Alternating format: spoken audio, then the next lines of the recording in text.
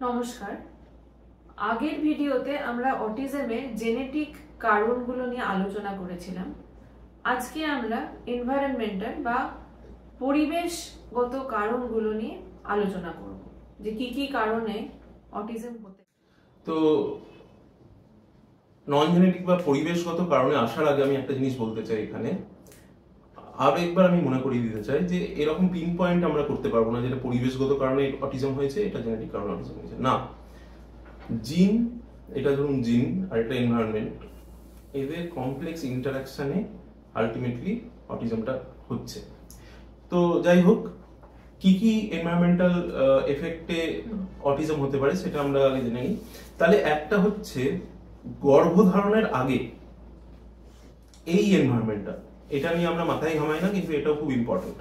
অর্থাৎ বাবা বা মা, হবু বাবা এবং হবু মা বিয়ে করেছেন এবং বাচ্চা নেওয়ার প্ল্যান করছেন, সেইখানে কিছু এনভায়রনমেন্টাল এফেক্ট অলরেডি তাদের লাইফে হয়ে গেছে। তো সেখানে আমরা দেখেছি যে বয়স যদি 35-এর উপরে হয়ে থাকে, তাহলে এই নানা রকম এনভায়রনমেন্টাল কারণ, সেটা পলিউশন হতে পারে, সেটা রেডিয়েশন হতে পারে, সেটা ওয়ার্ক প্রেশার, স্ট্রেস হতে পারে, শরীরে নানা রকমের খাদ্যাভ্যাস বা নেশা বা অসুখ, অনেক কারণে ইনফেকশন, তাদের স্পার্ম এবং ওভাম এখানে আগে থেকেই কিছু কিছু ছোট ছোট চেঞ্জ হয়ে থাকে, যেটা আমরা এখনো ধরতে পারি না, ধরার এখনো কোনো উপায় নেই। তাহলে এইখান থেকে আমরা শুরু করব যে গর্ভধারণের আগেই কিন্তু কিছুটা চেঞ্জ হয়ে গেছে।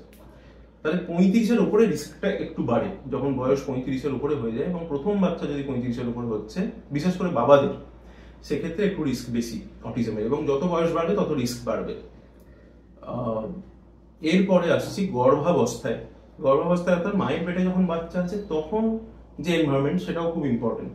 সেটা অ্যাকচুয়ালি সবচেয়ে ইম্পর্টেন্ট এনভায়রনমেন্ট বাচ্চার জন্য সারা জীবনের মধ্যে। তো সেইখানে আমরা দেখেছি মায়ের যদি পর্যাপ্ত নিউট্রিশনের অভাব, বিশেষ করে ফলিক অ্যাসিডের অভাব,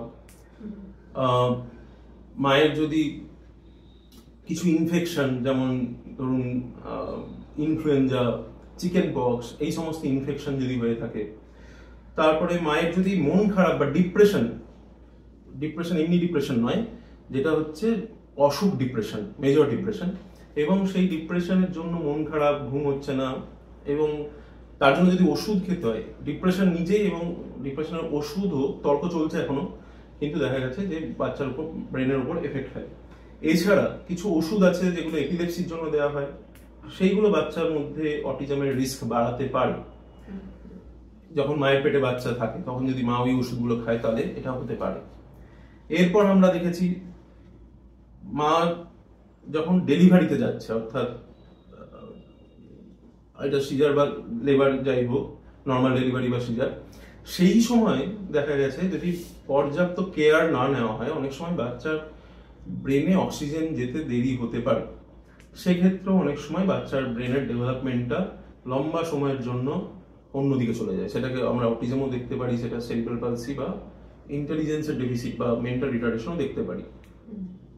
তাহলে এই অবধি হচ্ছে যেটা আমি বলবো যে proper gynaecological care, proper obstetric care, প্রেগনেন্সির সময় যেন মা মনিটরিং এ থাকে, যে কোনো প্রেগনেন্সি, সে অটিজমের রিস্ক থাকুক চাই না থাকুক, তাহলে এমনি আমরা অটিজমের রিস্ক কমাতে পারি। এরপরে আমরা আসবো যে জন্মের পরের যে এনভায়রনমেন্ট, এখানে তো জন্মের পরে এবং জন্মের আগে এই দুটো ক্ষেত্রেই আর একটা খুব বড় জিনিস আমি বলতে ভুলে গেছিলাম, সেটা হচ্ছে পলিউশন, এনভায়রনমেন্টাল পলিউশন। এখানে দেখা গেছে যে কলকারখানা এবং গাড়ির ধোঁয়া, এখান থেকে লেড বলে একটা কেমিক্যাল বেরোয়। এই লেড যদি মা বা বাবা অতিরিক্ত এক্সপোজড হয়ে যায়, যা বিশেষ করে হাইওয়ের ধারে যাদের বাড়ি, কলকারখানার ধারে যাদের বাড়ি, এবং যেখানে লেড পাইপ দিয়ে জল সরবরাহ করা হয়, সেই সমস্ত জায়গায় দেখা গেছে অটিজমের রিস্ক কিন্তু বেশি অন্য জায়গার তুলনায়। তাহলে এটা একটা বড় জিনিস আমাদের মাথায় রাখতে হবে। তাহলে জন্মের পরেও এই লেড পয়জনিং, এবার জন্মের পরে লেড পয়জনিং বা লেড পয়জনিং করুন না, লেডের এক্সপোজার কি করে হতে পারে? তাহলে নানা রকম আর্টিফিশিয়াল কালারযুক্ত খাবার, এখানে কিন্তু আমাদের শরীরে লেড ঢোকে, এটা কিন্তু বাচ্চার ডেভেলপমেন্টে দেরি করতে পারে। এছাড়া যদি বাচ্চাকে পর্যাপ্ত স্টিমুলেট না করা হয়, বাচ্চার সাথে যদি খেলাধুলা না করা হয়, বাচ্চাকে যদি একা ছেড়ে দেওয়া হয়, বা জন্মের পরেও যদি মা বা বাবা ডিপ্রেসড থাকে, যে কারণে মা বা বাবা নিজেকে গুটিয়ে ফেলে, তো বাচ্চাও সেটা দেখে এবং নিজেকে আস্তে আস্তে গুটিয়ে ফেলে এবং অটিজমের মতো সৃষ্টি হয়। আর একটা বড় জিনিস, আমি যদিও সেই ভিডিওটা সেটাতেই করছি আমি, সেটা আমাদের সবার হাতে পকেটে ঘুরে বেড়াচ্ছে টেবিলে, সেটা হচ্ছে মোবাইল। তো এতদিন তর্ক চলছিল মোবাইল ইউজ অটিজম বাড়ায় কি বাড়ায় না। দেখা গেছে যে 1 বছরের নিচে যখন বাচ্চার বয়স, তখন যদি বাচ্চাকে মোবাইল দিয়ে দেওয়া হয় এবং বাচ্চা যদি সারাদিনে 3 থেকে 4 ঘন্টা বা তারও বেশি মোবাইল অথবা টিভি দুটোই যদি দেখতে থাকে, তাহলে তাদের 3 বছর বয়সে অটিজম হওয়ার রিস্ক 3 থেকে 4 গুণ বেড়ে যাচ্ছে। এছাড়া কিছু এপিলেপসি আছে যেগুলো 1 থেকে 2.5 বছর 3 বছরের মধ্যে শুরু হয়। সেই এপিলেপসি গুলোতেও অটিজম হতে পারে ব্রেনের ড্যামেজ করে। এবং কখনো কখনো দেখা গেছে যে কিছু ইনফেকশন, এনসেফালাইটিস বলে, ভাইরাল ইনফেকশন যদি ছোট বয়সে 1-1.5 বছরের মধ্যে হয়ে যায়, সেক্ষেত্রেও অটিজম হতে পারে। কিন্তু আবার বলবো যে এগুলো একটাই নির্দিষ্ট কারণে, তুমি বাচ্চাকে বেশি মোবাইল দিয়েছো ওই জন্য অটিজম হয়েছে নয়, অনেক ছোট ছোট কারণের সংমিশ্রণে অটিজমটা হয়।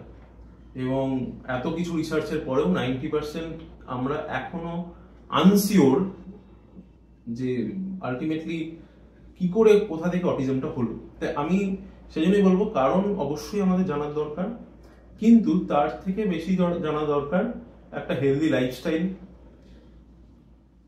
পলিউশন এগুলোর থেকে দূরে থাকা, বাঁচা, এবং সময় খাওয়া দাওয়া, মনকে ঠিক রাখা, এবং অবশ্যই ইনফেকশন এগুলোকে ফেলে না রাখা, আগে ট্রিটমেন্ট করে নেওয়া।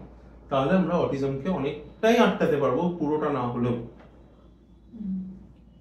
এই সঙ্গে এটাই বলবো, এটার সঙ্গে যে যখনই কোনো সন্দেহ হচ্ছে যে বাচ্চার মধ্যে অটিজমের মতো কোনো আচরণ হচ্ছে, সঙ্গে সঙ্গেই যেন এটা চাইল্ড স্পেশালিস্ট বা সাইকিয়াট্রিস্টকে দেখানো হয়।